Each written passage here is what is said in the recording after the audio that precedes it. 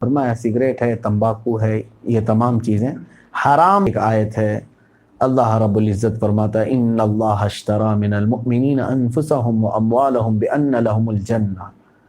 اللہ تعالیٰ نے ایک سودا کیا ہے، سودا خرید و فروخت کو کہتے ہیں نا۔ اللہ خود فرما رہا ہے ان اللہ اشترى من المؤمنین، بے شک اللہ تعالیٰ نے مومنوں سے خرید لیا، مومنوں سے خرید لیا انفسهم واموالهم، ان کی جانوں کو اور ان کے مال کو، یعنی تمہاری جان اور تمہارے مال تم اگر اللہ کو بیچنا چاہتے ہو بیچ دو، اللہ خرید رہا ہے۔ اللہ فرماتا ہے بے شک اللہ نے مومنوں سے ان کی جان اور ان کی مال کو خرید لیا اور بدلے میں بِأَنَّ لَهُمُ الْجَنَّةُ، ان کو جنت عطا کیا۔ یہ شہداء کرام کے متعلق ہے، اور انفاق فی سبیل اللہ، یعنی اللہ رب العزت کے راستے میں جو بے انتہا خرچ کرتے ہیں، خیرات کرتے ہیں، ان کے متعلق ہے کہ تم اپنا مال اور اپنی جان اللہ کے حوالے کر دیے تو بدلے میں اللہ نے تمہارے ہاتھوں جنت کو بیچ دیا۔ تو یہ ایک سودے کا ذکر ہے۔ اللہ نے اسی کے آگے یوں فرمایا یقاتلون فی سبیل اللہ فیقتلون ویقتلون، یہ وہ لوگ ہیں جن سے اللہ نے یہ سودا کیا ہے۔ کون لوگ ہیں؟ یہ اللہ کی راہ میں لڑتے ہیں اور کبھی مارے جاتے ہیں اور کبھی قتل ہو جاتے ہیں، کبھی لوگوں کو قتل کرتے ہیں جو اسلام اور مخالفین اسلام ہیں، اور کبھی خود قتل ہو جاتے ہیں۔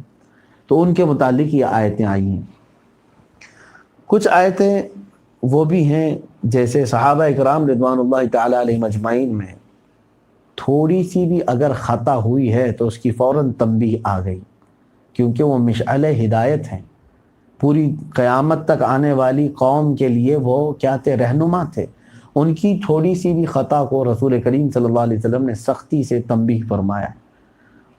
کچھ 3 صحابہ کے متعلق ایک بات آئی ہے۔ جنگ تبوک میں حضور صلی اللہ علیہ وسلم جب تشریف لے جا رہے تھے تو سب سے کہا کہ جتنے لوگ ہیں سب جہاد میں شریک ہو جائیں۔ اب جب حکم خدا آ جاتا ہے تو جس پر جہاد فرض ہے اس کو نکلنا ضروری ہے، اور کوئی عذر ہے تو ٹھیک ہے، بغیر عذر کے کوئی گھر میں بیٹھا تو اس نے فرضیت کو ترک کیا، بڑا گناہ ہے یہ جب جہاد فرض ہو جائے۔ لیکن جب میرے آقا صلی اللہ علیہ وسلم مدینے سے نکلے تو مدینے میں 3 صحابہ، جس میں ایک حضرت کعب بن مالک ہیں، انہوں نے یہ حدیث روایت بھی کی ہے، کہتے ہیں کہ ہم پیچھے رہ گئے۔ کیسے پیچھے؟ کہ حضور پاک صلی اللہ علیہ وسلم ابھی مدینے سے نکل رہے تھے، انہوں نے سوچا ابھی زیادہ دور قافلہ گیا نہیں ہوگا، ہم نکل جائیں گے اور مل لیں گے۔ رات کو پھر سوئے، صبح اٹھے، قافلہ میرے آقا صلی اللہ علیہ وسلم کا چلتا رہا، تو انہوں نے کہا ہم تیزی سے دوڑ کر کے قافلے میں شریک ہو جائیں گے۔ دوسرا دن بھی گزر گیا، یہاں تک کہ شام ہو گئی، تو اب وہ سستی آئی۔ اس طرح 3 صحابہ کے ساتھ معاملہ ہو گیا اور وہ جانے سے پیچھے رہ گئے۔ رسول کریم صلی اللہ علیہ وسلم کا قافلہ چل پڑا۔ جیسے ہوتا ہے نا، ابھی تو تراویح شروع ہوئی ہے، 2 رکعت کے بعد جا کے مل لوں گا، اور ادھر لمبے ہوئے ہیں، ارے ابھی تو لمبی قرات ہو رہی ہوتی ہے، 4 کے بعد بھی میں مل لوں گا تو ہو جاتا ہے۔ پھر ہوتا یہ ہے کہ خراٹے شروع ہو جاتے ہیں اور کب وتر بھی ختم ہو گئی پتہ ہی نہیں چلا، اور آپ سوچتے ہیں ایسے بہت سارے حالات ہوتے ہیں۔ فجر کی نماز کے وقت بھی کئی لوگ ایسے اسی طرح سے، ابھی تو اذان ہوئی، آدھے گھنٹے کے بعد جماعت ہوتی ہے، اور لمبے ہوئے تو پتہ چلا سورج نکل چکا ہے، نماز بھی گئی، فرضیت بھی چلی گئی۔ تو یہ صحابہ اکرام رضوان اللہ تعالی علیہم اجمعین، ظاہر سی بات ہے ان کی خطا بھی امت کے لیے کچھ نہ کچھ عبرت اور سبق ہوتی ہے۔ وہ پیچھے رہ گئے۔ جب جنگ تبوک سے میرے آقا صلی اللہ تعالی علیہ وسلم واپس تشریف لائے تو سب سے پہلے ان 3 کو طلب کیا کہ یہ 3 لوگ جو رہ گئے تھے ان کو طلب فرمایا۔ پوچھا باری باری ان سے کہ تمہارا کوئی عذر تھا جس کی وجہ سے تم جہاد میں شریک نہیں ہوئے؟ تو صحابہ یہ بیان کرتے ہیں ہم چاہتے تو کچھ بہانہ بنا لیتے، کچھ نہ کچھ گھر کی کام کاج کا، لیکن وہ صحابہ کہتے ہیں اس سے کیا بہانہ بنائے جو دلوں کی بھی حالات کی خبر رکھتا ہو، دلوں کے احوال کی جو خبر رکھتے ہوں ان سے ہم کیا چھپائیں۔ تو یہ صحابہ کہتے ہیں کہ ہم نے خاموشی اختیار کی اور کہا یا رسول اللہ صلی اللہ علیہ وسلم بس ہم آتے آتے رہ گئے، ہمارے پاس کوئی عذر تو نہیں ہے۔ تینوں کے ساتھ یہی معاملہ تھا، الگ الگ گھروں میں تھے۔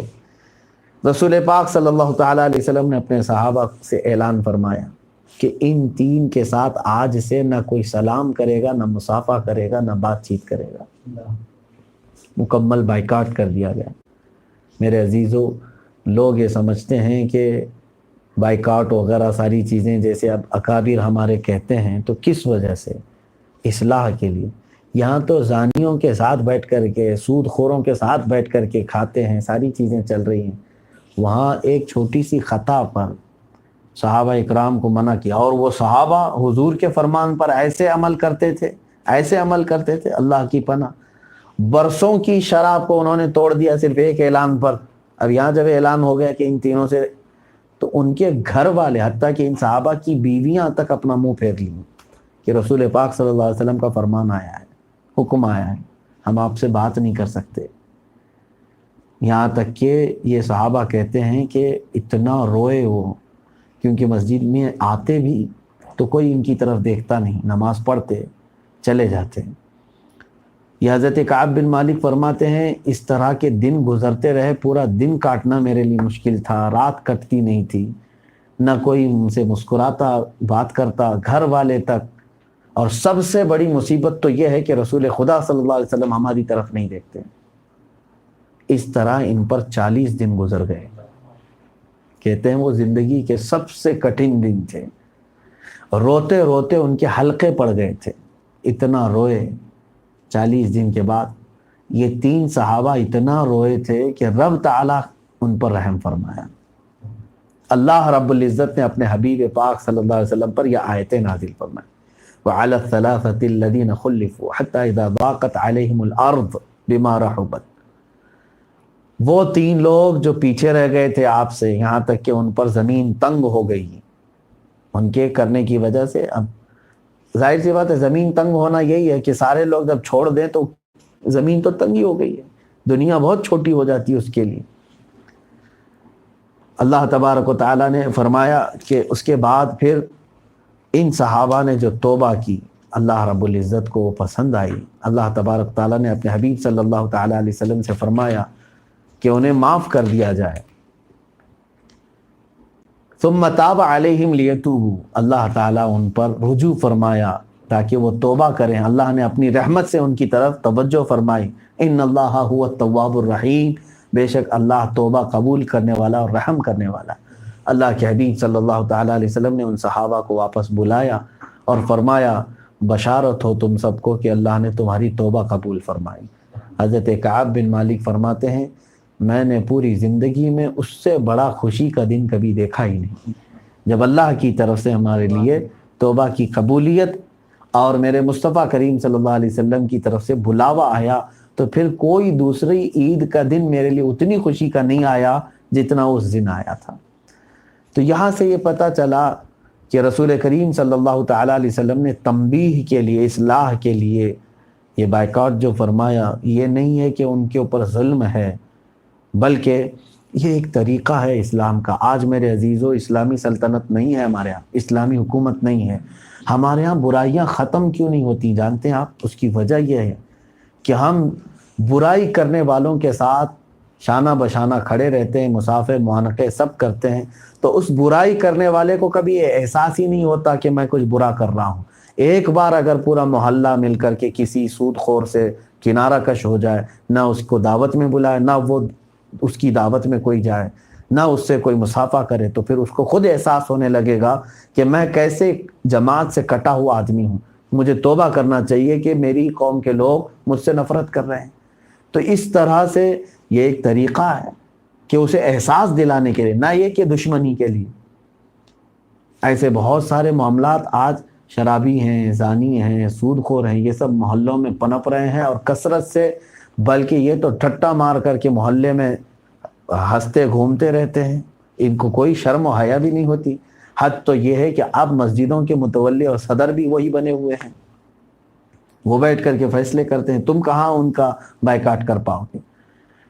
یہ تمام ہمارے ڈس بیلنس ہونے کے علامات ہیں، معاشرے کا پورے طور پر درہم برہم ہونے کا یہی سسٹم ہے کہ ہم نے ظاہر سی بات ہے ایک بات سمجھ کر کے چلیں کہ اچھے اگر بروں کو برائی کرتے ہوئے دیکھنا، ایک ہے برا آدمی جس نے زنا کیا، چوری کیا، شراب پیا، جوا کھیل رہا ہے، سود کھا رہا ہے، فرمایا گیا کہ اس کا گناہ اس کے ساتھ ہے، لیکن اچھے آدمی کا گناہ کو دیکھ کر خاموش رہنا یہ اس سے بڑا گناہ ہے اس کا، کیونکہ اس نے اس کو موقع دے دیا۔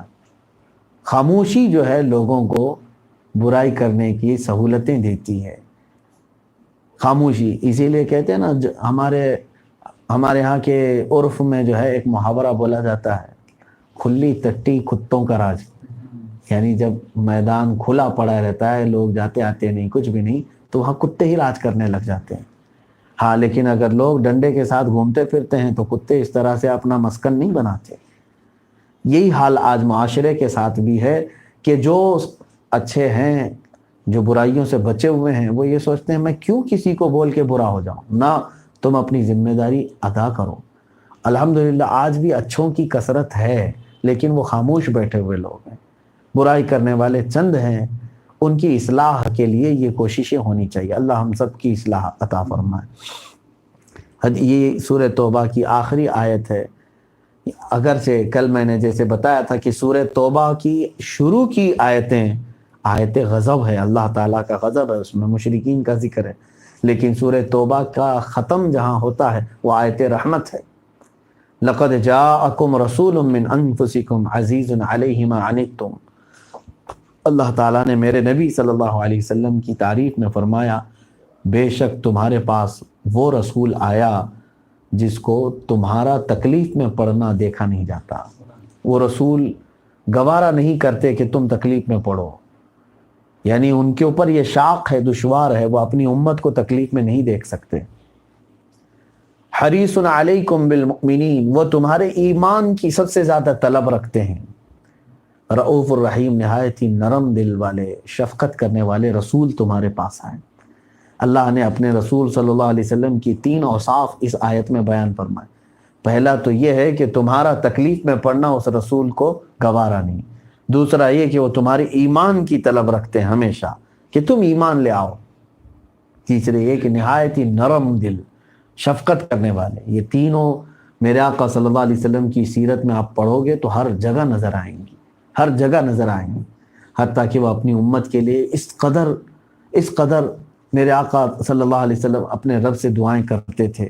بارہا دیکھا گیا حضور پاک صلی اللہ علیہ وسلم کو روتے ہوئے صرف اپنی امت کے فکر میں، کیونکہ حتیٰ کہ حضور اکرم صلی اللہ تعالیٰ علیہ وسلم بجلیاں جب آتی، ابر جب چھا جاتا، تب بھی گھبراتے اور اللہ کی بارگاہ میں استغفار کرتے، اور پھر یہ کہتے کہ یہ اس طرح کی بجلیاں کہیں میری امت پر عذاب نہ بن جائے۔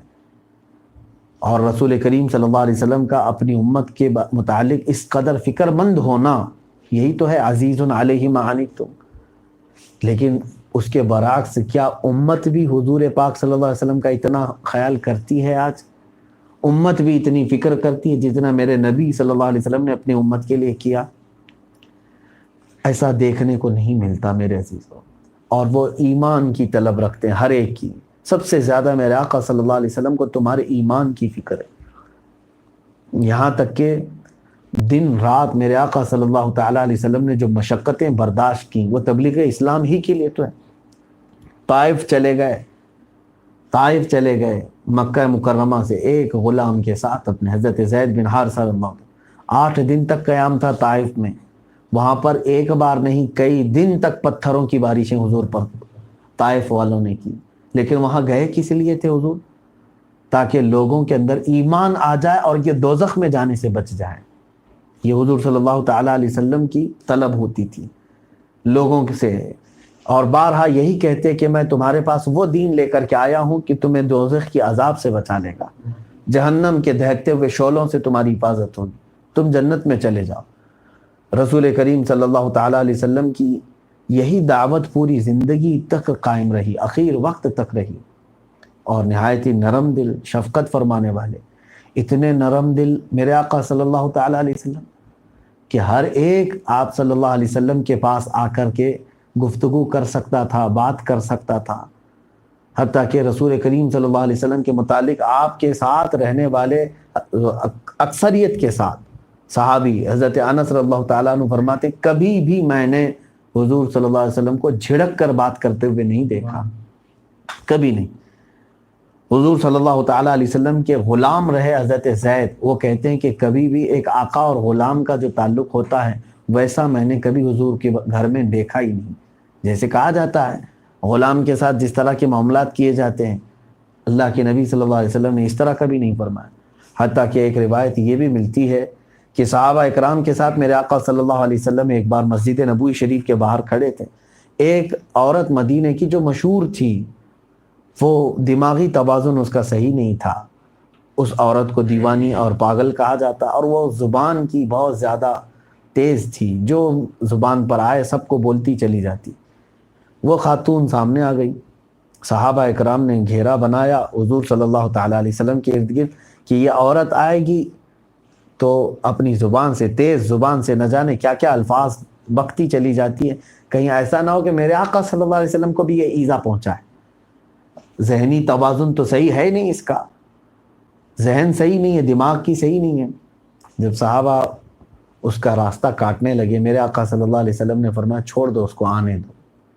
صحابہ نے کہا یا رسول اللہ صلی اللہ علیہ وسلم یہ پاگل عورت ہے اور زبان کی بہت چالاک ہے، بہت بولتی ہے، فحش باتیں بھی ہو سکتی ہیں اس سے۔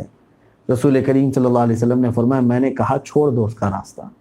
صحابہ ہٹ گئے، وہ خاتون قریب آئی، صحابہ اکرام نے پھر آخر میں ایک بار اور درمیان میں آ کر کے اس کو دور کرنا چاہا۔ اللہ کے نبی صلی اللہ علیہ وسلم نے ایک جملہ فرمایا میرے صحابہ چھوڑو اس کو، میں جانتا ہوں اس خاتون کو، میں جانتا ہوں کہ وہ ذہنی توازن اس کا صحیح نہیں ہے اور زبان کی تیز ہے، لیکن میرے آقا نے کیا فرمایا، میں یہ بھی جانتا ہوں کہ پورے مدینے میں اس کی بات سننے والا کوئی نہیں ہے، کوئی اس کی بات سننے کو تیار نہیں۔ اے میرے صحابہ اگر میں بھی نہ سنوں تو کس کے پاس بات کرے گی؟ یہ دل کی نرمی تھی، متانت تھی میرے آقا صلی اللہ علیہ وسلم، لطافت تھی۔ وہ خاتون قریب آئی اور بات کرنے لگی، اللہ کے حبیب صلی اللہ علیہ وسلم نے اتنی توجہ سے اس کی بات سنی جیسے لگتا ہے کسی ذہین و فتین آدمی کی بات سن رہے ہوں۔ کبھی آپ نے اس کو جھڑکا نہیں، کبھی دامن بچایا نہیں، وہ جب تک بات کرتی رہی حضور اکرم صلی اللہ علیہ وسلم سنتے رہے۔ یہ تھے میرے آقا صلی اللہ تعالیٰ علیہ وسلم کی نرم دلی کے اخلاق۔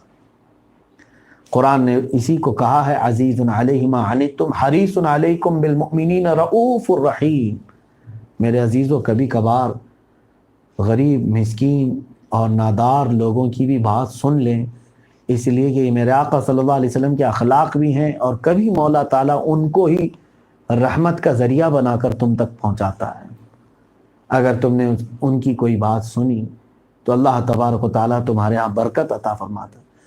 حضرت لقمان حکیم نے فرمایا کہ میں نے ایک دکان والے کو دیکھا کہ اس کی دکان میں ایک خریدار آیا، وہ کچھ سامان لے رہا تھا، اسی اثنا میں ایک عورت بھی آئی اس دکان والے کے پاس۔ اس پہلے خریدار نے اس سے کوئی پھل پوچھے، انگور یا سیب، اس نے پوچھے کتنے کے ہیں، تو اس نے کہا 20 درہم کے۔ ایک پورا ٹوکرا تھا، اس نے کہا 20 درہم کے۔ یہ خاتون آئی، ابھی ان کی خریداری چل ہی رہی تھی، اسی میں یہ بیچ میں ایک خاتون آئی اور اس نے کہا کہ مجھے یہ سیب چاہیے یا انگور چاہیے، جو بھی ہے، کتنے کے ہیں؟ اس نے کہا 2 درہم کے۔ کہاں 20 درہم اور کہاں 2 درہم۔ تو وہ آنکھیں پھاڑ کر کے اس کو دیکھنے لگا، پہلے والا جو گاہک تھا، کہا کہ یہ کیسی ناانصافی کر رہا ہے دکان والا۔ اس خاتون نے جلدی سے 2 درہم نکالے اور ٹوکرا اٹھائی اور چلی گئی۔ یہ آپے سے باہر ہو گیا کہ میرے ساتھ تو نے کیا ناانصافی کی؟ کہا رک جاؤ میں تجھے بتاتا ہوں، میرا جو ریٹ ہے وہ یہی ہے، 20 درہم کا ہی ہے، میں جو لاتا ہوں جو بیچتا ہوں۔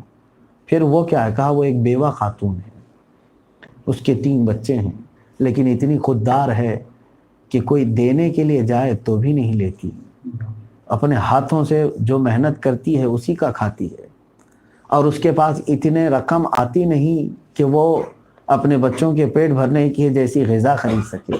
میں نے کئی مرتبہ اس کو کچھ دینے کی کوشش کی لیکن وہ لیتی نہیں ہے۔ وہ کہتی ہے میں اپنے ہاتھ کی کمائی کی جتنی رقم ہے اتنا ہی میں لوں گی۔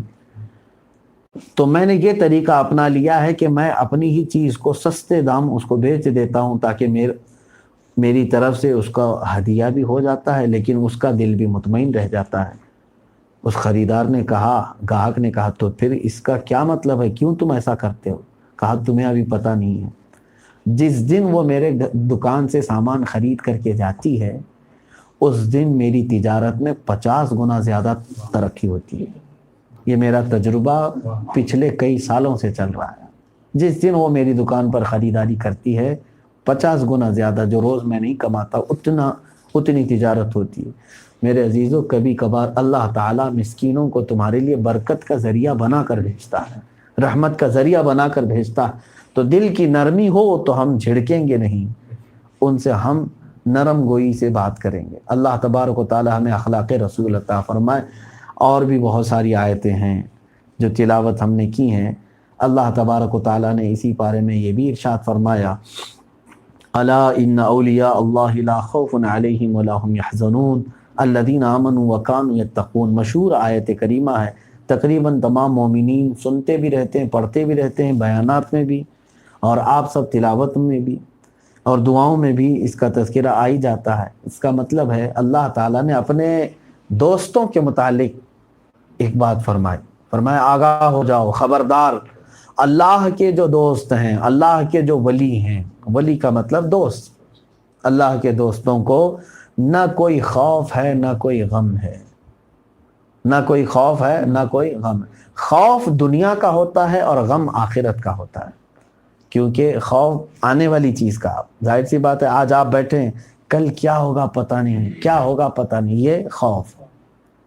اور غم کس چیز کا ہوتا ہے؟ کوئی چیز چھوٹ گئی، ارے میرے ہاتھ سے یہ گم ہو گیا، فلاں چیز چلی گئی، غم اس کا ہوتا ہے۔ تو آخرت میں غم ہوتا ہے بندے کو کہ میں اتنے اعمال نہیں لے سکا، میں یہ نیکیاں نہیں لا سکا، میرے پاس یہ چیزیں نہیں ہیں، وہ چیزیں نہیں، غم وہاں کرتا ہے۔ اور اللہ تعالیٰ نے اپنے محبوبوں کے متعلق فرمایا یہ دونوں چیزوں سے یہ پاک ہیں، دنیا میں ان کو کل کیا ہونے والا ہے اس کا بھی کوئی خوف نہیں رکھا گیا، اور آخرت میں ان کو غم بھی نہیں ہوگا کہ ہم فلاں چیز چھوڑ کر کے آئے، کوئی چیز کمی رہ گئی۔ اللہ کے ولیوں کو نہ دنیا کا خوف ہے نہ آخرت میں کوئی غم ہے۔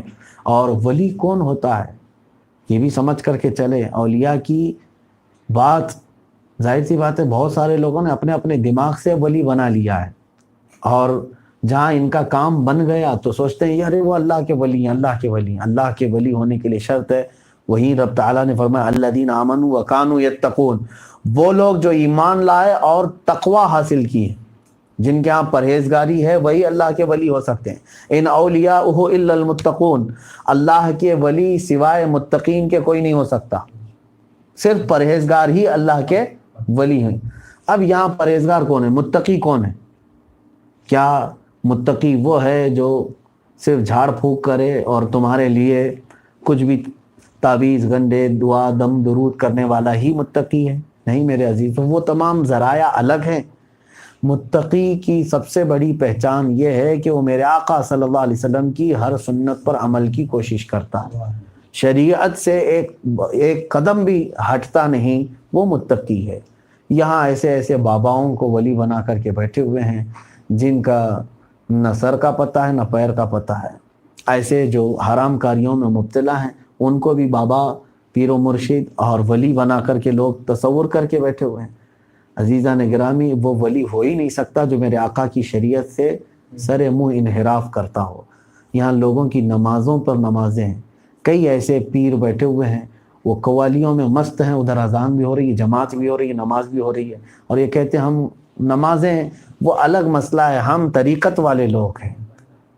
عزیزان گرامی وقار، ان نمازوں کو میرے آقا صلی اللہ علیہ وسلم نے اپنے آخری وقت تک قضا نہیں فرمایا۔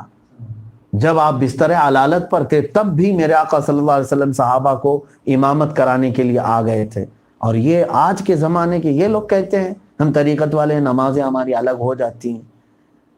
یہ سب شیطانی جال ہے، ایسے لوگوں کو قطعاً اللہ کا ولی نہ سمجھنا۔ تو اللہ کا ولی وہ ہے جو تمہارے دلوں میں اللہ کی محبت بھر دے اور تمہیں شریعت مصطفیٰ صلی اللہ تعالیٰ علیہ وسلم کے سارے راستے تمہیں دکھا دے۔ وہ اللہ کا ولی ہے۔ یہاں تن آسانی کے لیے، جسم کی آسانی کے لیے لوگوں نے ایسے طریقے ڈھونڈ لیے ہیں کہ نماز چھوڑ دو، بس تم جو ہے ڈھول بجاتے بیٹھے رہو، تمہارے سارے گناہ معاف ہو جائیں گے۔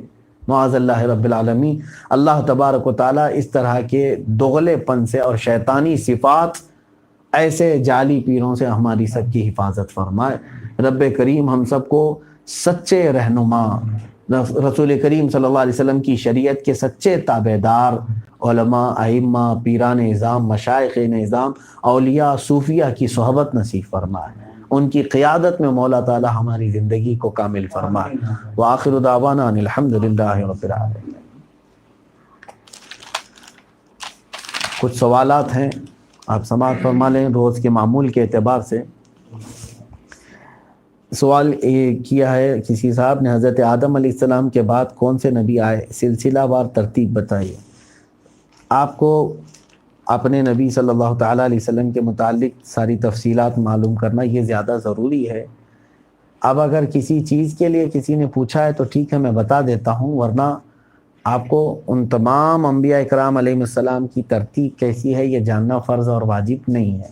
اتنا جاننا چاہیے کہ جتنے نبیوں کا تذکرہ قرآن اور حدیث میں آیا ہے وہ سب برحق ہیں، ان سب پر ہمارا ایمان۔ کون پہلے آئے کون بعد میں آئے اس کا جاننا آپ کے لیے واجب اور فرض نہیں۔ پھر بھی کسی صاحب نے ہو سکتا ہے کسی وجہ سے سوال کیا ہو۔ آدم علیہ الصلوۃ والتسلیم کے بعد جو نبی کا تذکرہ آتا ہے وہ حضرت شیث علیہ السلام ہے۔ وہ حضرت آدم علیہ السلام کے ہی بیٹے ہیں۔ آدم علیہ السلام کے بیٹوں میں وہ دوسرے نبی ہوئے حضرت شیث علیہ السلام۔ ان کے بعد تذکرہ آتا ہے حضرت ادریس علیہ السلام کا، ان کو متوشلخ بھی کہا گیا ہے، اور حضرت ادریس علیہ الصلوۃ والتسلیم جن کا تذکرہ قرآن میں بھی آیا ہے۔ میں یہ چیزیں اس لیے نہیں عرض کروں گا کہ اللہ نہ کرے کہ مجھ سے کہیں خطا ہو جائے، اسی لیے میں پہلے ہی کہہ رہا ہوں ترتیب ہمارے لیے جاننا کوئی واجب اور فرض نہیں، لیکن انبیاء کرام 1,24,000 کم و بیش جتنے بھی نبی دنیا میں آئے سب پر ہمارا ایمان ہے، اور ان میں سے کچھ کا نام قرآن اور حدیث میں ذکر ہوا ہے، ان سب کے لیے بھی نام کے ساتھ ہم ان کو نبی تسلیم کریں گے۔ ایک سوال ہے، کسی کافر کے ساتھ تجارت میں پارٹنرشپ کرنا جائز ہے؟ ہاں جائز ہے، آپ کے لیے کر سکتے ہیں۔ آپ تجارت میں دیکھیں دو چیزیں ہیں، معاملات اور موالات۔ معاملات جیسے لین دین، خریدنا بیچنا، یہ تمام چیزیں کفار و مشرکین کے ساتھ بھی جائز ہیں آپ کے لیے۔ پارٹنرشپ جہاں تک ہے اس میں بھی جائز ہے، آپ کر سکتے ہیں۔ جیسے کہ حضرت عثمان غنی رضی اللہ تعالیٰ عنہ مدینہ طیبہ آنے کے بعد ایک کنویں میں، ایک یہودی کا کنواں تھا اور وہ پانی بیچتا تھا۔ حضور پاک صلی اللہ علیہ وسلم کے صحابہ کے لیے وہ ایک ہی میٹھے پانی کا کنواں تھا۔ حضرت عثمان غنی رضی اللہ تعالیٰ عنہ نے اس سے کہا بھی کہ تو بیچ دے، وہ راضی نہیں ہوا۔ اس کے بعد آپ نے اس کے ساتھ شراکت داری کر لی، یعنی پارٹنرشپ میں، کہ اتنی قیمت لے لے، آدھا کنواں تیرا آدھا میرا، کاٹ کر کے نہیں لیکن باری رکھ دی گئی، ایک دن تو پانی بیچے گا ایک دن میں پانی بیچوں گا۔ لیکن ہوا یہ کہ حضرت عثمان غنی رضی اللہ تعالیٰ عنہ کی باری جس دن ہوتی آپ فری میں پانی مار دیتے تھے، اور اس کی باری کے دن کوئی پانی خریدتا نہیں تھا۔ تو تجارت میں شراکت داری جس کو پارٹنرشپ کہتے ہیں یہ ہو سکتی ہے، جائز ہے۔ کسی صاحب نے یہ سوال کیا ہے، میرا تجربہ رہا ہے کہ تجارت میں جھوٹ بولنا ہی پڑتا ہے، تو اس لیے میں کافی پریشان ہوں، اس کا حل بتائیے۔ آپ کا غلط تجربہ ہوا ہے، آپ نے غلط ٹریک پر تجربہ کیا ہے۔ ہزاروں تاجر آج بھی ہیں الحمدللہ، وہ سچ بول کر کے نفع کما بھی رہے ہیں، اور اس تھیوری کو اپنے دماغ سے نکال دو۔ آپ جھوٹ بول سکتے ہو سکتا ہے دنیا جھوٹ بول سکتی ہے، مگر میرے آقا صلی اللہ علیہ وسلم سے جھوٹ نہیں ہو سکتا۔ اور دنیا کے سب سے بہترین تاجر میرے آقا صلی اللہ تعالیٰ علیہ وسلم نے یہ ثابت کر دکھایا کہ سچ کے ساتھ تجارت ہو سکتی ہے بغیر جھوٹ کے بھی، لیکن اس کے لیے آپ کو ہو سکتا ہے تھوڑے دن آزمائش میں دن گزارنے پڑیں گے۔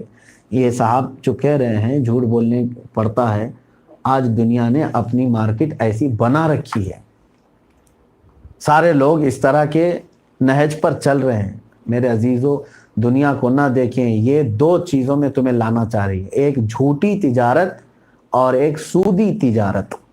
آج پوری دنیا کا نظام سودی تجارت پر آ گیا ہے. کریڈٹ پر جو ہوتے ہیں یہ ساری چیزیں، یہ تجارت، سودی تجارت کو یہ لوگ فروغ دے رہے ہیں، اور جھوٹ کی تجارت کو. یہود و نصارہ کی یہ محبوب مشغلہ اس زمانے سے ہے، آج بھی یہ جھوٹ کی تجارت کرتے ہیں اور سود کی تجارت کرتے ہیں. مسلمان کو انہی دو چیزوں سے پاک رہنے کے لیے کہا گیا ہے. آپ اگر چاہیں، میں کہتا ہوں، میرا چیلنج ہے، میری بات کو نہ تسلیم کریں، میں کون ہوتا ہوں، لیکن اللہ نے جب وعدہ کیا ہے اور رسول نے وعدہ کیا ہے تو صرف اتنا تصور کر لو کہ میرے رب نے مجھ سے کہا ہے، یقیناً وہ مجھے نقصان ہونے نہیں دے گا. پھر تجارت کر کے دیکھو، سچ بول کر کے، انشاءاللہ العزیز یقیناً مولا تعالیٰ تمہیں برکتیں عطا فرمائے گا، بے پناہ برکت عطا فرمائے گا. یہ شیطان تمہارے دماغ میں ڈالتا ہے کہ نہیں، اگر تو جھوٹ نہیں بولے گا تو اتنا خسارہ ہوگا. وہ بظاہر تمہیں نقصان کر کے بھی دکھائے گا، تب بھی تم اپنے دل کو مضبوط رکھو کہ یہ شیطانی چال ہے کہ میری تجارت میں اگر میں جھوٹ نہیں بول رہا ہوں تو یہ نقصان جو مجھے دکھ رہا ہے یہ شیطان مجھے دکھا رہا ہے. ہو جانے دو نقصان اس چیز کو، لیکن بعد میں دیکھنا اللہ 10 دروازے اور تمہارے لیے کھولے گا جہاں سے برکت ہی برکت ہوگی. تو یہ غلط ہے جنہوں نے یہ کہا ہے. سب سے بہتر تجارت کیا ہے؟ آج بزنس کا ٹاپک ہے کیا؟ ہاں، سب سے بہتر تجارت کیا ہے، سوال یہ ہے. اب میں سامان وغیرہ کی چیزیں تو نہیں بتاؤں گا کیونکہ ہر طرح کے تاجر ہیں، آپ میں سے بھی الگ الگ تجارت کرنے والے ہیں. میں یہ بتاؤں گا رسول کریم صلی اللہ علیہ وسلم نے کیا سب سے بہتر تجارت فرمایا، یعنی کس کو کہا ہے سب سے بہتر. آپ کسی بھی چیز کی تجارت کرو، آپ کھجور کی تجارت کرو، پھلوں کی تجارت کرو، یا سبزی کی تجارت کرو، کسی بھی چیز کی تجارت کرو، لیکن سب سے بہتر تجارت میرے آقا صلی اللہ علیہ وسلم نے فرمایا جس نے جھوٹی قسم نہیں کھایا اور سچ بول کر کے تجارت کیا، وہ قیامت کے دن شہداء کے ساتھ اٹھایا جائے گا. وہ سب سے بہتر تجارت ہے. باقی کون سی چیز کی تجارت، اس کی ضرورت یہاں نہیں ہے. ساری تجارتیں سب اچھی ہیں، بس حلال چیز کی تجارت ہو، یہ نہ ہو کہ اس میں کوئی حرام چیز کی آپ تجارت کر رہے ہیں. سوال ہے، گورنمنٹ بینک سے بزنس لون لینا کیسا ہے؟ مسلمانوں کو اس چیز سے بچنا چاہیے، کیونکہ لون میں جو خسارہ ہے آپ کا، آپ بڑھا کر کے وہاں دیتے ہیں جو نقصان ہے، اور مسلمان کے مال کو نقصان سے بچانا ضروری ہے، تو اس کی اجازت ہم نہیں دیتے. ہاں، بعض فقہاء کرام نے یہ فرمایا کہ وہ اگر اپنی تجارت کے لیے قرض حسن کہیں سے لے سکتا ہے تو لے، لیکن قرض حسن اس زمانے میں ناپید ہو گیا ہے. قرض حسن کس کو کہتے ہیں؟ جتنا دیا اتنا ہی واپس لے. تو ان صورتوں میں اگر بعض نے لون لے لیا ہے اور لے کر کے کر رہے ہیں تو ان کے لیے یہی میری گزارش ہے کہ جتنی جلدی ہو سکے اس نحوست سے اپنے آپ کو آزاد کر لو. وہ ہے نحوست، کیونکہ تمہارا مال سود کے حلال طریقے سے کما رہے ہو اور سود میں آپ بھر رہے ہو. اللہ تعالیٰ اس بلا سے ہم سب کی حفاظت کرے. اگر ہمیں معلوم ہو کہ سامنے والا سود کا کام کرتا ہے تو اس کے گھر کا کھانا کیسا ہے؟ ابھی تفسیر میں بات گزر چکی. آپ کو معلوم ہے تو آپ کے لیے پرہیز واجب ہے. ایسے شخص کے گھر نہ کھانا کھاؤ، نہ اس کے ساتھ کوئی تعلقات رکھو، ورنہ ہوگا یہ کہ اس کی گرد تم پر پڑے گی تو وہ گناہ، وہ بیماری تمہارے اندر بھی آئے گی. وائرس سے جس طرح بچ رہے ہیں آج، وہ گناہ کا وائرس اور ڈینجر ہے. ہاں، وہ گناہ کا وائرس اور ڈینجر ہے. تو ظاہر سی بات ہے کرونا وائرس والے ایسے مسافہ کرنے سے ڈرتے ہو تو زانی اور سود خوروں سے مسافہ کرنے سے اور ڈرو کہ ان کے اندر کے وہ سارے وائرس تمہارے اندر نہ آ جائیں. اور اس نیت سے کہ ہو سکتا ہے میرے دور رہنے سے اللہ تعالیٰ اس کو ہدایت دیتے ہیں، اصلاح ہونے، کیونکہ اس کو سوچنے کا موقع ملے گا نا کہ میں کچھ غلط ہوں اس لیے مجھ سے لوگ نہیں مل رہے ہیں، اس نیت سے.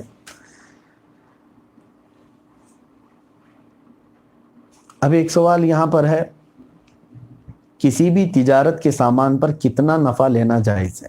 یہ ایک الگ بحث ہے کہ اس کو میں پھر کسی اور موقع پر عرض کروں گا کہ اس کے کچھ اصول شریعت نے بھی بنائے ہیں اور گورنمنٹ کے بھی لا ہیں کہ ایسا نہیں ہونا چاہیے کہ جتنا سامان لیا ہو اس کا دگنا قیمت، یعنی بہت زیادہ قیمت جس کو کہتے ہیں ربا ہے فاسد، یعنی بہت زیادہ 100 روپے کی چیز لایا تھا 1000 میں بیچنے لگ گیا ہے۔ شریعت نے بھی کچھ اصول اس کے بتائے ہیں، مرابحہ یعنی کتنا نفع لینا چاہیے، اس کو میں عرض کروں گا انشاءاللہ العزیز۔ قرآن کریم کو تجارت بنانا کیسا ہے؟ معاذ اللہ رب العالمین، قرآن کریم کی تجارت ہو ہی نہیں سکتی۔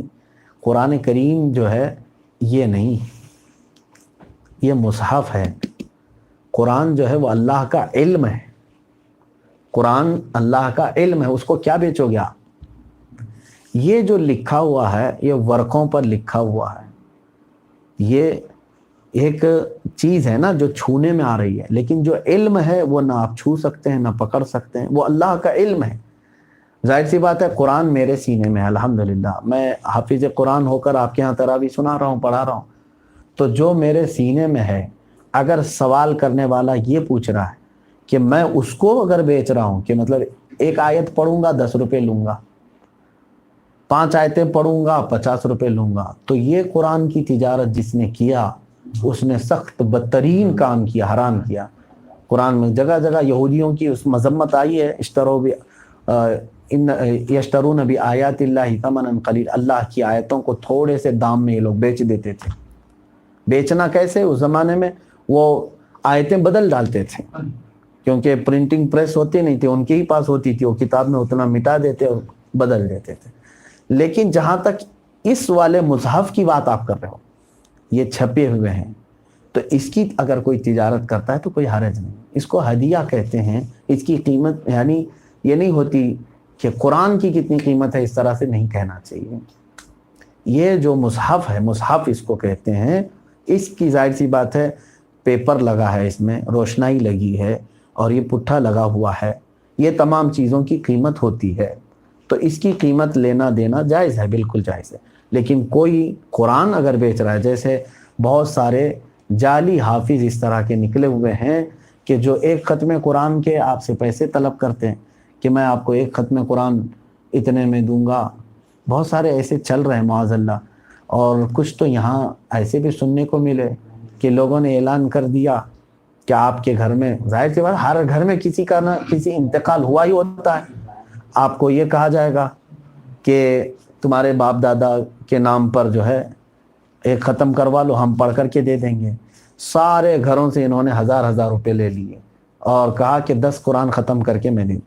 کسی صاحب سے میں نے پوچھا کہ 10 قرآن یہ پڑھتے بھی ہیں کہ نہیں؟